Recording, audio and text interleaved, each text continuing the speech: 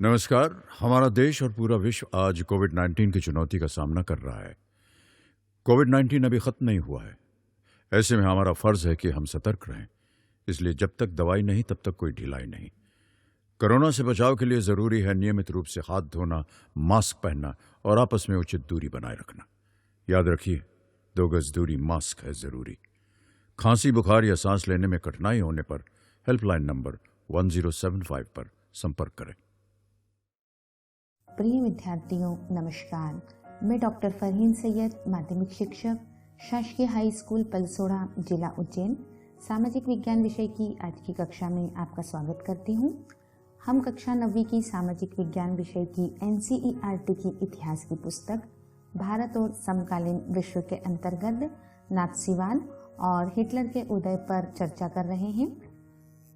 पिछले वीडियो में हमने नात्सी विचारधारा को समझने का प्रयास किया था। आज के इस वीडियो में हम हिटलर के प्रारंभिक जीवन एवं उसके जर्मनी के तानाशाह बनने तक के सफर पर एक नज़र डालेंगे। साथ ही उन सभी घटना चक्र पर भी बात करेंगे जिसने द्वितीय विश्व युद्ध को आरंभ करने में महत्वपूर्ण भूमिका निभाई।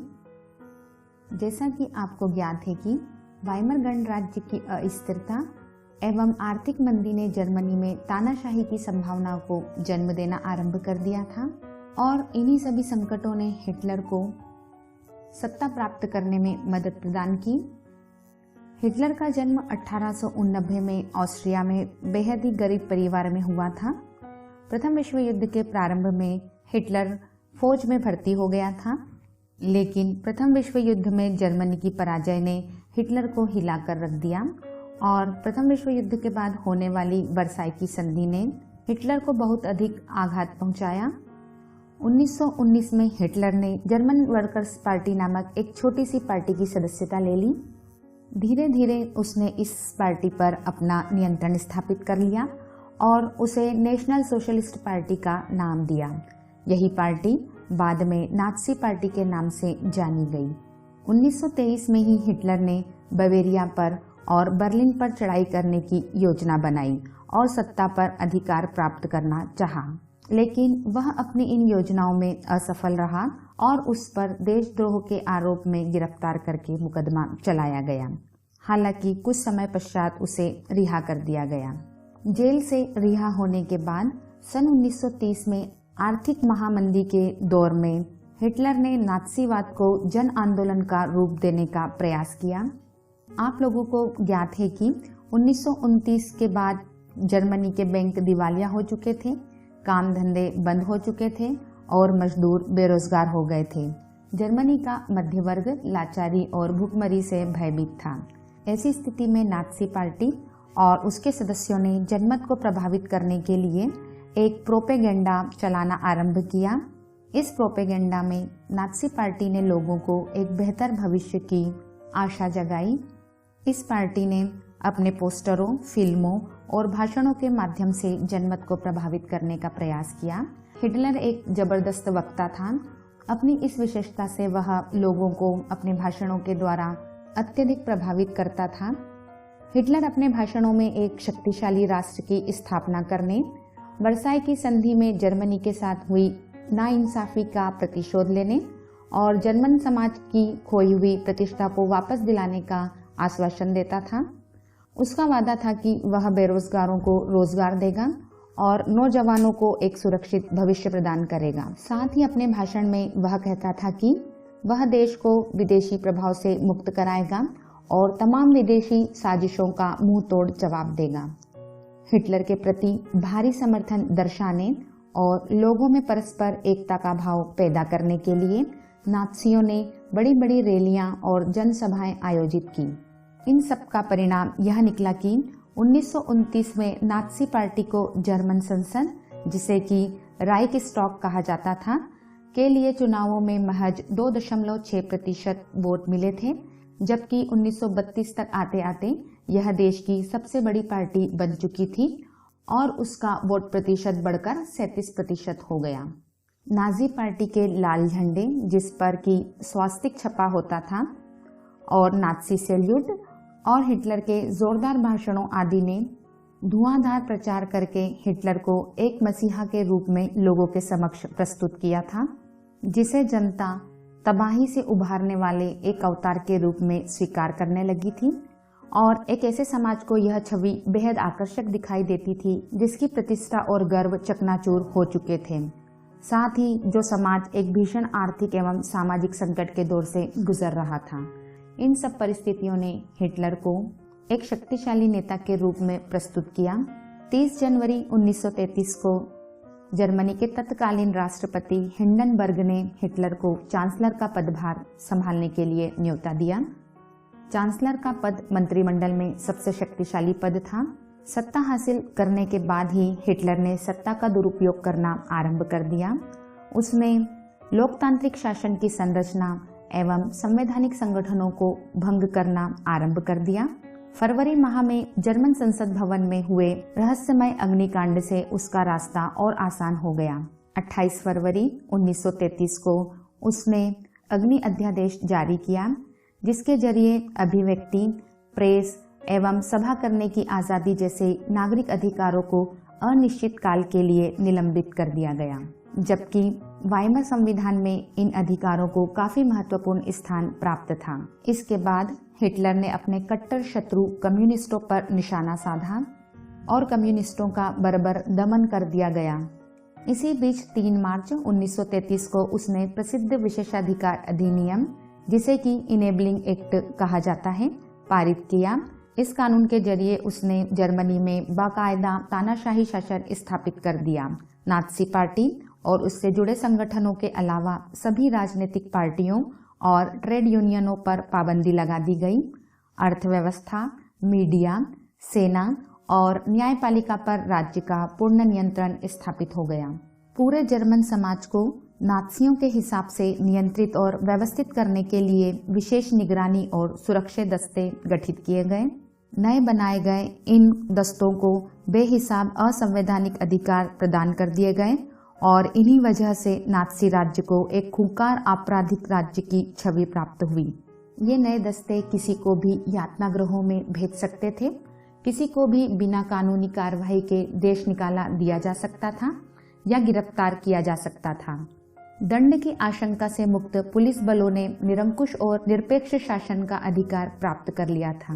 इन दमनकारी कार्यों के साथ ही हिटलर ने अर्थव्यवस्था को पटरी पर लाने की जिम्मेदारी एक प्रसिद्ध अर्थशास्त्री रियाल माल शास्त्र को सौंपी। शास्त्र ने सबसे पहले सरकारी पैसे से चलाए जाने वाले रोजगार संवर्धन कार्यक्रम के जरिए 100% उत्पादन और 100% रोजगार उपलब्ध कराने का लक्ष्य तय किया। इसके अंतर्गत मशहूर जर्मन सुपर हाईवे और जनता की कार फॉक्सवैगन इस परियोजना की देन थी। शायद आप सभी ने इस मशहूर कार का नाम सुना होगा। इन सब के पीछे हिटलर का उद्देश्य यह एहसास दिलाना था कि अब आम मजदूर भी कार खरीद सकता है। इसके साथ ही हिटलर ने अपनी विदेश नीति के द्वारा द्वितीय विश्व युद्ध की पृष्ठभूमि को तैयार करने का कार्य भी किया। विदेश नीति के मोर्चे पे प्रारंभ में हिटलर को सफलताएं मिली। 1933 में उसने लीग ऑफ नेशन से पल्ला झाड़ लिया। लीग ऑफ नेशन का निर्माण प्रथम विश्व युद्ध के बाद विश्व में शांति स्थापित करने के लिए किया गया था। 1936 में उसने राइनलैंड पर दोबारा कब्जा कर लिया और 1938 में एक जन, एक साम्राज्य, एक नेता के नारे की आड़ में ऑस्ट्रिया को जर्मनी में मिला लिया और इसके बाद उसने स्वीडेनलैंड और चेकोस्लोवाकिया पर जर्मन भाषी राज्य होने के कारण कब्जा कर लिया। राज्य विस्तार के इन कार्यों पर हिटलर को इंग्लैंड का मौन समर्थन मिल रहा था, क्योंकि इंग्लैंड भी यह मानता था कि वर्साई की संधि के नाम पर जर्मनी के साथ नाइंसाफी हुई थी। जर्मनी की आर्थिक स्थिति को सुधारने के लिए हिटलर का मानना था कि सीमा का विस्तार किया जाए और नए उपनिवेश स्थापित किए जाएं, ताकि जर्मनी को नए संसाधन प्राप्त हो सके। हिटलर का मानना था कि आर्थिक संकट से निकलने के लिए युद्ध का विकल्प ही श्रेष्ठ है। अर्थशास्त्री शाक्स ने हिटलर को सलाह दी थी कि सेना और हथियारों पर ज्यादा पैसा खर्च न किया जाए, क्योंकि सरकारी बजट अभी भी घाटे में ही चल रहा था। लेकिन हिटलर ने उसकी सलाह को न मानते हुए उसे पद से हटा दिया। वह तो राष्ट्रीय सीमाओं का विस्तार करते हुए ज्यादा से ज्यादा संसाधन प्राप्त करना चाहता था, इसी लक्ष्य को ध्यान में रखते हुए सितंबर 1939 में उसने पोलैंड पर हमला कर दिया और पोलैंड पर हमला करते ही फ्रांस और इंग्लैंड के साथ भी उसका युद्ध आरंभ हो गया। पोलैंड पर हमला करना ही द्वितीय विश्व युद्ध के आरंभ होने का कारण बना। सितंबर 1940 में जर्मनी ने इटली और जापान के साथ एक त्रिपक्षीय संधि पर हस्ताक्षर किए। इस संधि से अंतर्राष्ट्रीय समुदाय में हिटलर का दावा और अधिक मजबूत हो गया। यूरोप के अधिकतर देशों में नाज़ी जर्मनी का समर्थन करने वाली कठपुतली सरकारें बिठा दी गईं और 1940 के अंत में हिटलर अपनी ताकत के सर्वोच्च शिखर पर पहुंच गया। इसके साथ ही अब हिटलर ने अपना पूरा ध्यान पूर्वी यूरोप को जीतने के अपने दीर्घकालिक सपने की ओर लगा दिया, क्योंकि हिटलर जर्मन जनता के लिए संसाधन और रहने की जगह का इंतजाम करना चाहता था और इसी कारण उसने जून 1941 में सोवियत संघ पर हमला कर दिया। सोवियत संघ पर हमला करना हिटलर की एक ऐतिहासिक मूर्खता थी। इस समय तक सोवियत संघ एक शक्तिशाली राष्ट्र बन चुका था। सोवियत लाल सेना ने जर्मन सेना को परास्त कर घुटने टेकने पर मजबूर कर दिया। सोवियत लाल सैनिकों ने पीछे हटते जर्मन सिपाहियों का पीछा किया और वे बर्लिन के बीचों बीच तक जा पहुंचे। इस घटना चक्र ने अगली आधी सदी के लिए पूर्वी यूरोप पर सोवियत वर्चस्व स्थापित कर दिया। अमेरिका इस युद्ध में फंसने से लगातार बचता रहा, क्योंकि प्रथम विश्व युद्ध की वजह से पैदा हुई आर्थिक समस्याओं के कारण अमेरिका दोबारा युद्ध में शामिल नहीं होना चाहता था। लेकिन अंततः अमेरिका को भी इस युद्ध में शामिल होना पड़ा, क्योंकि जापान, जो कि त्रिपक्षीय संधि के द्वारा हिटलर का मित्र बन चुका था, पूरब में अपनी शक्ति का विस्तार कर रहा था। जापान ने फ्रेंच इंडो चाइना पर कब्जा कर लिया था और प्रशांत महासागर में अमेरिका के सैनिक ठिकाने, जिसका नाम पर्ल हार्बर था, पर हमले की योजना बना ली थी। जब जापान ने हिटलर को समर्थन दिया और पर्ल हार्बर पर अमेरिकी ठिकानों को बमबारी का निशाना बनाया, तो अमेरिका भी द्वितीय विश्व युद्ध में कूद पड़ा और यह युद्ध मई 1945 में हिटलर की पराजय और जापान के हिरोशिमा नागासाकी शहर पर अमेरिका द्वारा परमाणु बम गिराए जाने के साथ खत्म हुआ। द्वितीय विश्व युद्ध के इस संक्षिप्त ब्यौरे के बाद अब हम एक बार फिर हेलमुट और उसके पिता की कहानी पर वापस लौटते हैं। नाज़ियों का विश्व दृष्टिकोण और उनकी विचारधारा को समझने का प्रयास करेंगे। इसके अंतर्गत हम नाज़ियों द्वारा किए गए अपराध या अत्याचारों को भी समझने का प्रयास करेंगे कि उन्होंने एक विशेष मान्यता या एक विशेष व्यवहार से संबंधित होकर ही ये अपराध किए। नाज़ी विचारधारा के लोग अपने आप को शुद्ध आर्य या शुद्ध जर्मन मानते थे। वे अपने आप को सर्वश्रेष्ठ समझते थे, जबकि यहूदियों को कमतर या निष्कृष्ट मानते थे। इस विचारधारा में ब्लांड, जो कि नीली आंखों और सुनहरी बालों वाले नॉर्डिक जर्मन आर्य होते थे, उन्हें सबसे ऊपरी और यहूदी सबसे निचली पायदान पर माने जाते थे। नाज़ी नेता हिटलर ने अपनी इस नस्लीय सोच को चार्ल्स डार्विन और हर्बर्ट स्पेंसर जैसे प्रसिद्ध विचारकों के सिद्धांतों पर आधारित बताया। आप सभी को ज्ञात होगा कि चार्ल्स डार्विन एक प्रकृति विज्ञानी थे, जिन्होंने विकास और प्राकृतिक चयन की अवधारणा का सिद्धांत प्रतिपादित किया। इस अवधारणा के द्वारा उन्होंने पौधों और पशुओं की उत्पत्ति की व्याख्या करने का प्रयास किया था। इसके साथ ही हर्बर्ट स्पेंसर ने जो थ्योरी दी थी, उसे अतिजीवता का सिद्धांत या सर्वाइवल ऑफ द फिटेस्ट कहा जाता है। इस सिद्धांत के अंतर्गत उन्होंने बताया था कि जो सबसे योग्य है वही जीवित बचेगा, अर्थात जो प्रजाति संघर्ष करती है वही जीवित रहती है। यद्यपि ये दोनों सिद्धांत विशुद्ध प्राकृतिक प्रक्रिया के अंतर्गत आते थे और इसमें इंसानी हस्तक्षेप की कहीं पर भी वकालत नहीं की गई थी, लेकिन नस्लवादी विचारकों और राजनेताओं ने पराजित समाजों पर अपने साम्राज्यवादी शासन को सही ठहराने के लिए इन विचारों का सहारा लिया। नाज़ियों की दलील बहुत ही सरल थी। उनका मानना था कि जो नस्ल सबसे ताकतवर है वह जिंदा रहेगी और कमज़ोर नस्लें खत्म हो जाएंगी। आर्य नस्ल सर्वश्रेष्ठ है और उसे अपनी शुद्धता बनाए रखनी है, ताकत हासिल करनी है और दुनिया पर वर्चस्व कायम करना है। इसी आधार पर हिटलर मानता था कि नाज़ी संघर्ष करेंगे तभी पूरी दुनिया उनकी मुट्ठी में होगी। हिटलर की विचारधारा का दूसरा पहलू लेबन्सत्राउम या जीवन परिधि की अवधारणा से संबंधित था। इस विचारधारा के अंतर्गत वह मानता था कि अपने लोगों को बसाने के लिए ज़्यादा से ज़्यादा इलाकों पर कब्जा करना ज़रूरी है। इससे जर्मन राष्ट्र के लिए संसाधन और बेहिसाब शक्ति एकत्रित की जा सकती थी। हिटलर जर्मन सीमाओं को और अधिक फैलाना चाहता था, जिससे सारे जर्मनों को भौगोलिक दृष्टि से एक ही जगह एकत्रित किया जा सके, और उसकी इस विचारधारा की पहली प्रयोगशाला पोलैंड बना। सत्ता प्राप्त करते ही हिटलर ने नस्लवादी राज्य की स्थापना करना आरंभ कर दिया। इसके लिए उसने जर्मन साम्राज्य में मौजूद उन समाजों या नस्लों को समाप्त करना आरंभ कर दिया जिन्हें वे अवांछित मानते थे। उनकी नज़र में नाज़ी शुद्ध और स्वस्थ नार्डिक आर्य ही वांछित थे और उन्हें ही तरक्की और वंश विस्तार के योग्य माना जाता था, बाकी सब अवांछित थे। अर्थात ऐसे लोगों को जिंदा रहने का कोई हक नहीं जिन्हें नाज़ी अशुद्ध या असामान्य मानते थे। ऐसे लोगों के लिए नाज़ियों ने दया मृत्यु, जिसे यूथनेसिया कहा जाता था, का कार्यक्रम लागू किया, और नाज़ी अफसरों के साथ साथ हेलमुट के पिता ने भी असंख्य ऐसे जर्मनों को मौत के घाट उतार दिया जिन्हें वह मानसिक या शारीरिक रूप से अयोग्य मानते थे। अवांछितों की इस श्रेणी में यहूदियों, जिप्सियों, जिसमें सिंती और रोमा समुदाय के लोग शामिल थे, और अश्वेतों को रखा गया। सबसे पहले इन लोगों की जर्मन नागरिकता छीन ली गई और बाद में उन्हें मार दिया गया।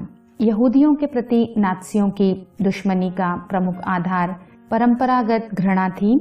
ईसाइयों का मानना था कि ईसा मसीह को यहूदियों ने ही मारा था। उनकी नज़र में यहूदी आदतन हत्यारे और सूदखोर थे। यहूदी लोग मुख्य रूप से व्यापार और धन देने का धंधा करके अपना गुजारा चलाते थे। ये लोग समाज से अलग बस्तियों में रहते थे जिन्हें घेटो यानी दड़बा कहा जाता था। यहाँ पर घेटो एक नया शब्द है। घेटो उस स्थान को कहा जाता था जहाँ पर किसी समुदाय अर्थात यहूदियों को अलग थलग रखा जाता था और बाकी समाज से उसका संपर्क नहीं रहता था। यहूदियों के प्रति हिटलर की घृणा नस्ल के छद्म वैज्ञानिक सिद्धांतों पर आधारित थी। इस नफरत में यहूदी समस्या का समाधान सिर्फ एक ही था कि यहूदियों का पूरी तरह से सफाया कर दिया जाए या यहूदियों को पूरी तरह से खत्म कर दिया जाए। द्वितीय विश्व युद्ध के साये में नाज़ी अपने कातिलाना नस्लवादी कल्पना लोक या आदर्श विश्व के निर्माण में लग गए। इस नस्ली कल्पना लोक को यूटोपिया कहा जाता था, जिसमें जनसंहार और युद्ध एक ही सिक्के के दो पहलू बन गए थे। नाज़ियों ने पोलैंड को पूरी तरह तहस नहस कर दिया था। पोलैंड के लोगों को अपने घर और माल असबाब छोड़कर भागने के लिए मजबूर कर दिया गया ताकि जर्मनी के कब्जे वाले यूरोप में रहने वाले जर्मनों को वहां लाकर बसाया जा सके। पोलैंड वासियों को मवेशियों की तरह खदेड़कर जर्मन साम्राज्य में मौजूद तमाम अवांछित तत्वों के इलाकों में रखा जाता था। इन इलाकों को जनरल गवर्नमेंट कहा जाता था। पोलैंड के कई बुद्धिजीवियों को बड़े पैमाने पर मौत के घाट उतार दिया गया। साथ ही आर्य जैसे लगने वाले पोलैंड के बच्चों को उनके माता पिता से छीनकर जांच के लिए नस्ल विशेषज्ञों के पास पहुंचा दिया गया।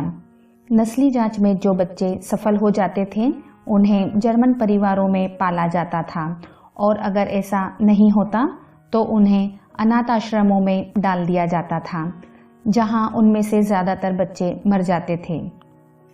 जनरल गवर्नमेंट में कुछ विशालतम घेटों और गैस चैम्बर भी बने हुए थे, जहां यहूदियों को बड़े पैमाने पर मारा जाता था। नाज़ियों द्वारा चलाए गए मौत के इस सिलसिले को हम 3 चरणों में समझने का प्रयास करते हैं। पहला चरण है बहिष्कार, जो कि 1933 से 1939 के बीच चलाया गया। इस चरण में शुद्ध जर्मन नागरिकों को ही जर्मन साम्राज्य में संरक्षण दिया गया। यहूदियों और जर्मनों के बीच विवाह पर पाबंदी लगा दी गई और यहूदियों द्वारा राष्ट्रीय ध्वज फहराने पर भी पाबंदी लगा दी गई। अन्य कानूनों के द्वारा यहूदियों के व्यवसायों का बहिष्कार किया गया और उन्हें सरकारी सेवाओं से निकाल दिया गया। साथ ही यहूदियों की संपत्ति को जब्त कर लिया गया।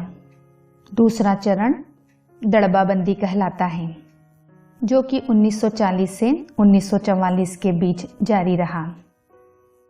इस चरण में यहूदियों को अपनी सारी संपत्ति छोड़ देने पर मजबूर किया गया और उन्हें अलग बस्ती, जिसे घेटो कहा जाता था, में रहने पर मजबूर किया गया।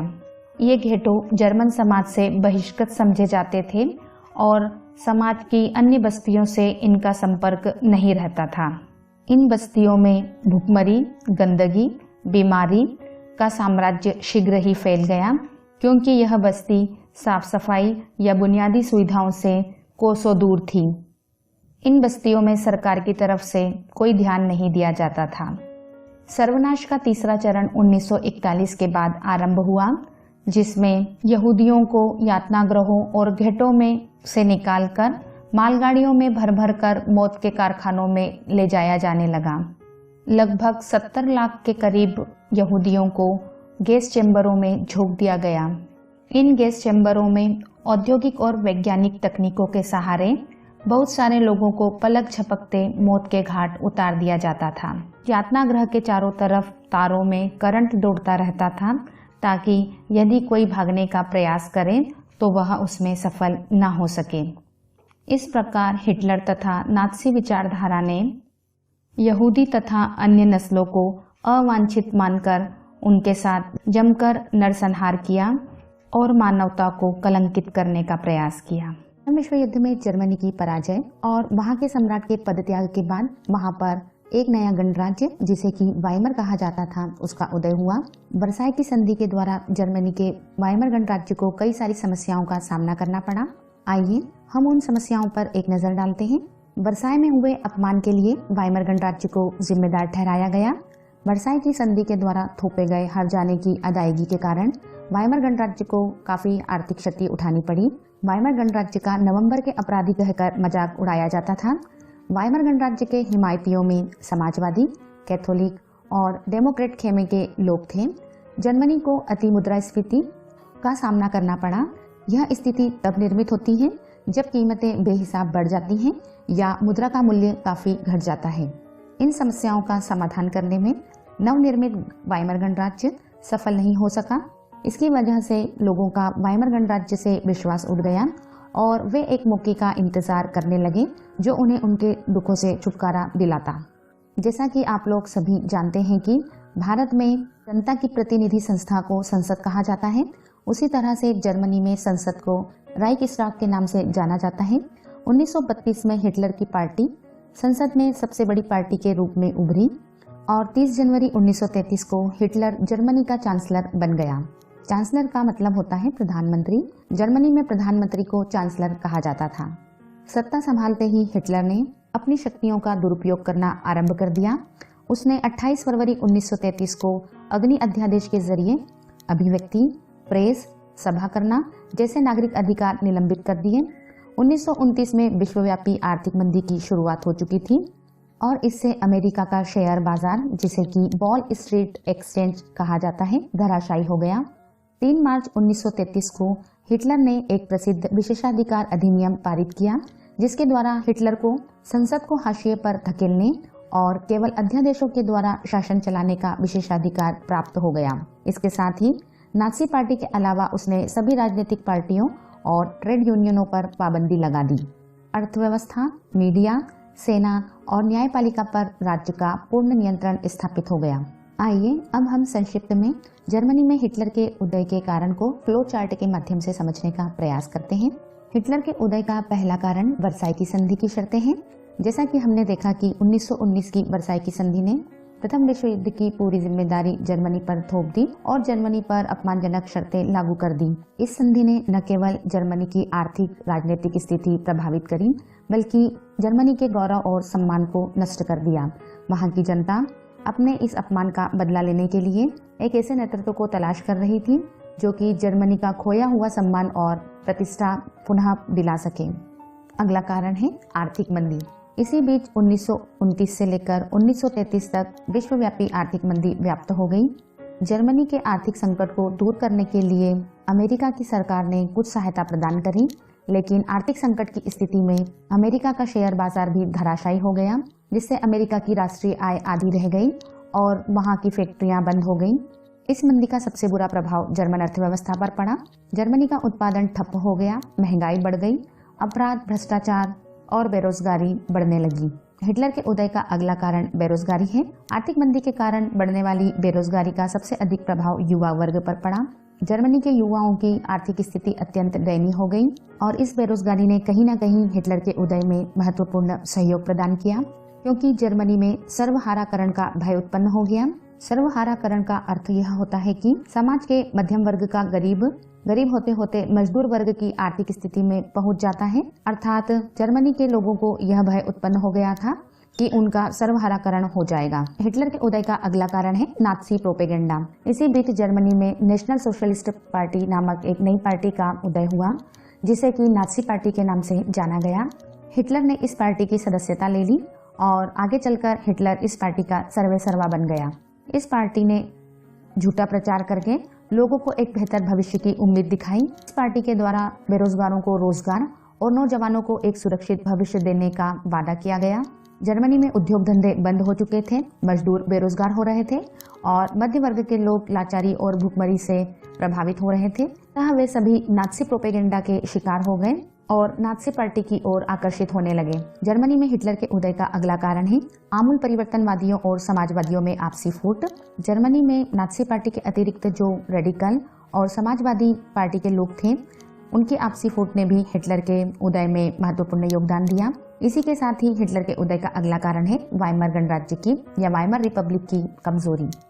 इन सभी परिस्थितियों में वाइमर गणराज्य एक नाजुक दौर से गुजर रहा था। वाइमर गणराज्य देश के आर्थिक संकट का हल निकालने में असमर्थ रहा और देश में महंगाई, बेरोजगारी बहुत ज्यादा बढ़ रही थी। इस प्रकार वाइमर गणराज्य के संवैधानिक प्रावधान और आर्थिक संकट जर्मनी में तानाशाही की संभावनाओं को जन्म दे रहे थे।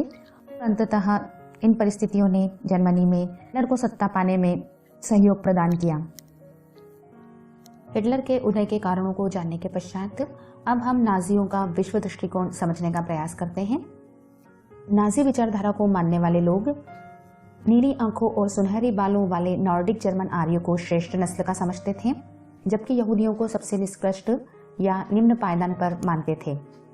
हिटलर की विचारधारा लेबेन्सट्राउम या जीवन परिधि की अवधारणा से संबंधित थी। इसके अंतर्गत वह मानता था कि जर्मन सीमाओं का ज्यादा से ज्यादा फैलाव किया जाए ताकि सारे जर्मनों को भौगोलिक दृष्टि से एक ही जगह इकट्ठा किया जा सके तथा अपने लोगों को वहां पर बसाया जा सके, और इसकी पहली प्रयोगशाला पोलैंड बना। साथ ही नात्सी लोग यूटोपिया अर्थात नस्ली कल्पना लोक में विश्वास रखते थे। इन लोगों को मवेशियों की तरह खदेड़कर जनरल गवर्नमेंट नामक इलाके में लाकर रखा जाने लगा। जनरल गवर्नमेंट में कुछ विशालतम घेटों और गैस चैम्बर भी थे।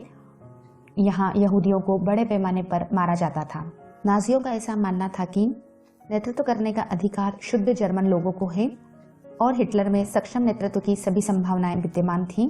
अपनी विचारधारा को सुदृढ़ बनाने और उसका प्रचार प्रसार करने के लिए नात्सियों ने बच्चों और युवाओं को राष्ट्रीय समाजवाद की भावना से ओतप्रोत करना आरंभ कर दिया।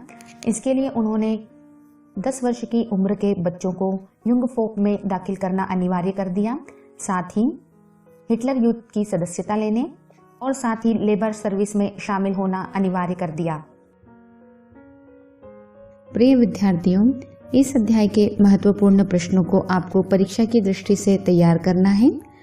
आइए हम अभ्यास हेतु कुछ प्रश्नों पर नजर डालते हैं, जिन्हें आपको अपनी नोटबुक में लिखना है। पहला प्रश्न है, नात्सी सोच के खास पहलू कौन से थे? दूसरा, नाजी आंदोलन की मुख्य विशेषता क्या थी? तीसरा, जर्मनी पर नाजीवाद के क्या प्रभाव पड़े? चौथा प्रश्न, 1930 तक आते आते जर्मनी में नाजीवाद को लोकप्रियता क्यों मिलने लगी? पांचवा प्रश्न, वर्साई की संधि द्वितीय विश्व युद्ध का कारण क्यों बनी? छठा प्रश्न, नात्सीवाद का प्रचार यहूदियों के विरुद्ध घृणा उत्पन्न करने में किस प्रकार प्रभावी सिद्ध हुआ?